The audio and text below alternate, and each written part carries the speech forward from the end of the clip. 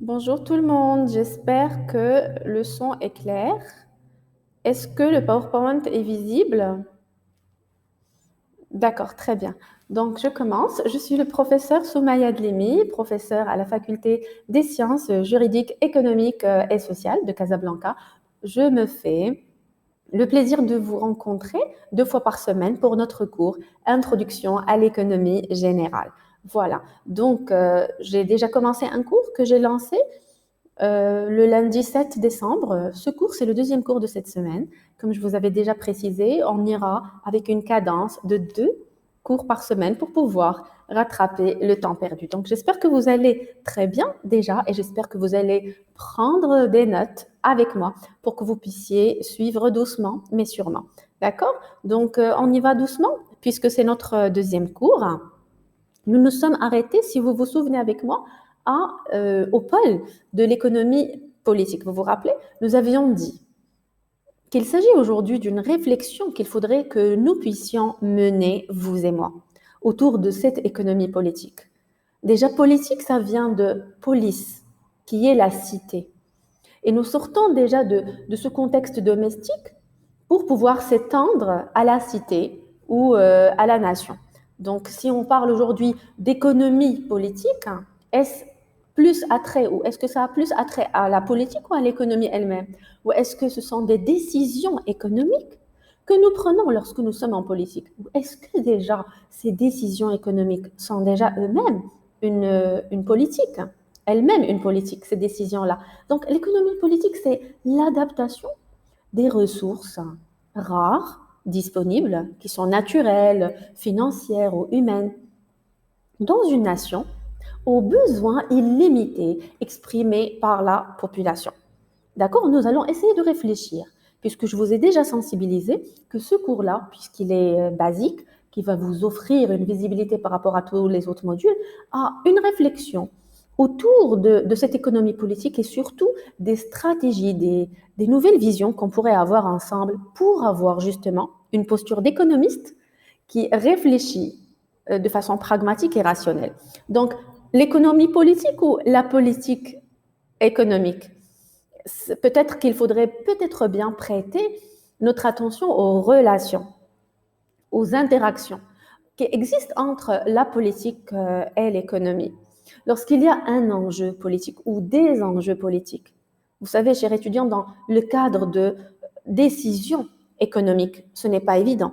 Donc, l'économie politique peut s'étendre ou s'entendre dans un sens général comme étant l'économie de la cité par opposition, si vous voulez, à l'économie domestique.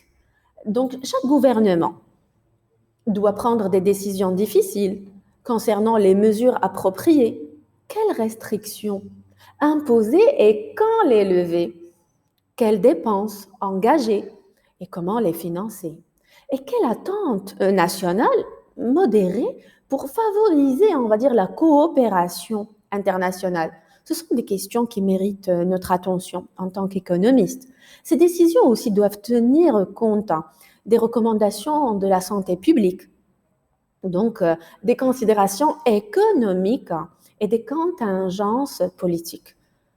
De même, on va dire que les mesures de politique économique pour faire face à la crise financière qui était de 2007, 2008, ont varié selon les pays, c'est vrai, en fonction du contexte politico-économique local. Vous savez, les ripostes économiques et surtout, et on va dire économiques en prenant en considération le côté sociologique aussi, national, à la pandémie, par exemple, de la Covid-19, puisque c'est notre actualité pour l'instant. Elles sont toutes différentes, ces réalités-là. Et toutes ces ripostes sont aussi différentes pour des raisons d'ordre sanitaire, économique et politique. Donc, qu'est-ce que nous comprenons? Que l'un des principes de base de l'économie politique est que les gagnants n'aiment pas être taxés pour dédommager les perdants. La bataille, elle va s'engager, on va dire, mais elle va s'engager, pourquoi? Pour déterminer non pas ce qui est le mieux pour la société, mais plutôt qui seront les gagnants et les perdants. Donc les mesures optimales pour le pays ne le sont forcément pas pour ma région ou mon groupe ou mon secteur ou ma catégorie. Donc, je m'y oppose. Est-ce que vous avez compris comment on réfléchit de façon politique à des affaires économiques? Il s'agit peut-être, lorsque je réfléchis à mon secteur, on va dire, ou à ma catégorie, donc je pourrais m'y opposer, je pourrais adhérer, même dans les démocraties. Un grand nombre de citoyens peuvent s'y opposer. Et donc, chacun de nous va jouer un rôle considérable dans le monde, qu'il soit non démocrate ou démocrate, qu'il soit adhérent ou pas. Il s'agit peut-être de contribuables fortunés, ou bien on peut dire aussi des industries qui sont influentes, des grandes banques et entreprises et des puissants syndicats. Vous allez me dire, madame, quel est déjà l'objectif de cette économie politique? Et moi, je vous réponds, la politique économique, elle peut avoir plusieurs fonctions. Elle peut permettre d'améliorer l'allocation des ressources pour améliorer l'efficacité du fonctionnement de l'économie. Elle peut aussi avoir une fonction de stabilisation pour revenir à une situation d'équilibre, ou elle peut avoir aussi une fonction de redistribution. Alors, pour vous, en S1, pourquoi est-ce utile déjà d'étudier cette économie politique? Donc, la fonction des économistes déjà, puisque vous allez devenir des économistes, et vous l'êtes déjà, puisque vous êtes inscrit au sein de notre université. La formation des économistes, vous savez, permet, entre autres, de conseiller et de guider des décideurs publics dans la formulation des politiques. Il est à noter que les programmes de l'université sont suffisamment flexibles pour permettre aux étudiants de suivre les cours dans plusieurs disciplines connexes. Donc, vous voyez qu'il s'agit, on va dire, de gouvernance, de bonne gouvernance, de réflexion pour pouvoir justement arriver à une certaine réflexion autour de la question. Alors, pourquoi l'économie est-elle importante dans le monde? Donc, Malinvaux, je reprends Malinvaux, même si nous l'avions déjà vu la semaine dernière. Qu'est-ce qu'il nous dit? L'économie est la science qui étudie comment les ressources rares sont employées pour la satisfaction des besoins des hommes qui sont vivants en société. Donc, vous réfléchissez autour de quoi? De la production, de la distribution et de la consommation aussi.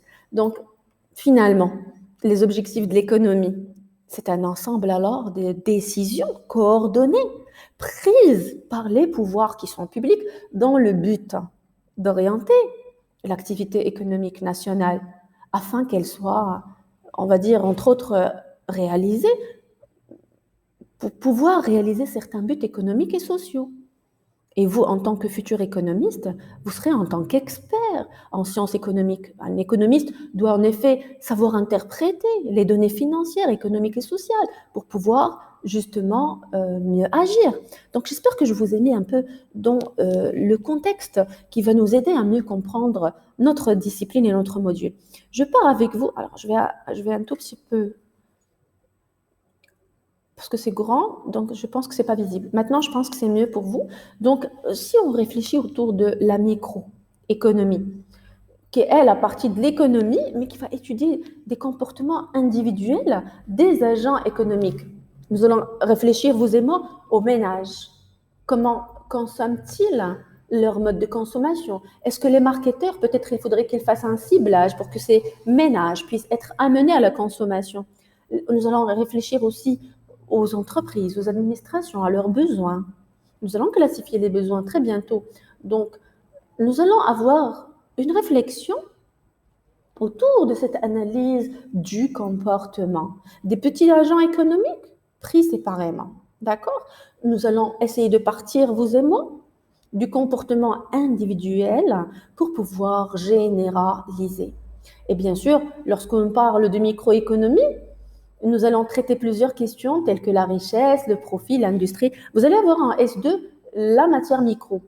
Donc, en tout cas, vous allez avoir un cours uniquement focalisé sur la microéconomie, mais notre module Introduction à l'économie générale va vous permettre au moins une réflexion première, une analyse première par rapport à ce qui vous attend ultérieurement. Donc, j'y vais avec vous vers des questions récurrentes en microéconomie, puisqu'elles s'intéressent au fonctionnement des marchés Elle cherche à répondre à des questions comme, par exemple, quel choix faire ou va faire un individu particulier? Quel va être le niveau de production d'une entreprise? Et quelle prime d'assurance est prête à payer une entreprise pour un risque particulier? Nous ne pouvons jamais nous lancer sans un esprit stratège, un esprit qui va beaucoup plus rester dans le pragmatisme, le rationnel, je le répète tout le temps, mais qui va beaucoup plus réfléchir à une performance durable, maintenue, et des équipes et de l'entreprise elle-même. Donc une performance humaine, sociale et une performance financière. Donc l'analyse microéconomique, chers étudiants, permet d'observer les phénomènes économiques au niveau des unités élémentaires de production, ainsi que de la consommation, les ménages, et elle s'attache à l'analyse des quantités individuelles pour permettre bien sûr aux entreprises d'avoir une visibilité sur le comment et le combien. Combien nous pouvons produire, pour quel type de consommateurs, ils ont une consommation à quelle fréquence, comment et quel est leur besoin, pour qu'on puisse nous aussi, en entreprise, réfléchir, innover, être dans la créativité pour répondre justement aux besoins particuliers de ce consommateur particulier qui évolue, c'est vrai, grâce à la mondialisation dans un environnement open, mais il a des besoins particuliers selon le contexte et la réalité qu'il est en train de vivre. Allez, je vous emmène avec moi. Nous sommes toujours dans le démarrage, ne vous inquiétez surtout pas. La macro maintenant, puisque nous sommes au démarrage de notre cours. Elle prend en considération chaque agent selon son type dans l'ensemble du système économique. Donc, elle va déterminer le PIB en agrégeant les productions et les valeurs ajoutées des entreprises, mais elle va aussi expliquer l'intensité de la croissance économique. Donc, on réfléchit ici même au profit, le taux de chômage, grâce à quoi? À l'étude de la consommation des agents et de l'investissement des entreprises. Donc, dans ce cercle-là, nous focalisons sur trois actions les plus importantes: la comparaison, l'analyse et l'observation. Lorsque vous allez comparer aussi les importations et les exportations, je ne dirais pas dans un travail de benchmarking, mais oui, pourquoi pas.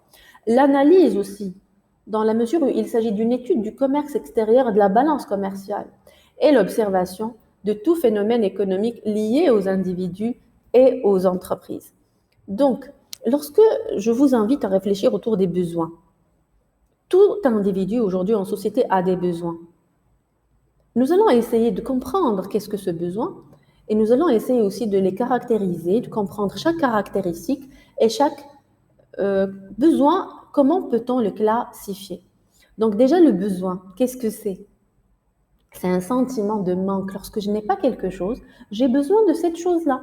Donc lorsque le consommateur a consommé une bouteille d'eau par exemple, il avait soif, il avait un besoin, il avait soif donc il voulait boire. Il va essayer de satisfaire ce besoin. Donc, il est hydraté, il n'a plus besoin de boire, mais ce besoin va peut-être être répétitif. À chaque fois qu'il aura envie de boire, enfin, à chaque fois qu'il sera déshydraté, il aura envie de boire. Ça pousserait les entreprises à encore et encore produire de l'eau minérale pour qu'ils puissent avoir accès à l'eau, pour qu'ils puissent satisfaire son besoin, puisque justement son besoin est durable et répétitif. Nous allons dans ce cercle-là réfléchir autour de ce désir que exprime le consommateur, puisqu'il avait un manque, pour pouvoir faire disparaître ce manque-là. Grâce à quoi? Aux actions des entreprises qui produisent plusieurs produits pour pouvoir justement satisfaire le besoin de ce consommateur. Je vais vous laisser une courte vidéo aujourd'hui. Je vous donne rendez-vous la séance prochaine, le lundi matin, pour qu'on puisse continuer à caractériser et à classifier les entreprises. Portez-vous bien. Je vous remercie pour votre attention et de votre suivi et je vous dis prenez soin de vous et à lundi.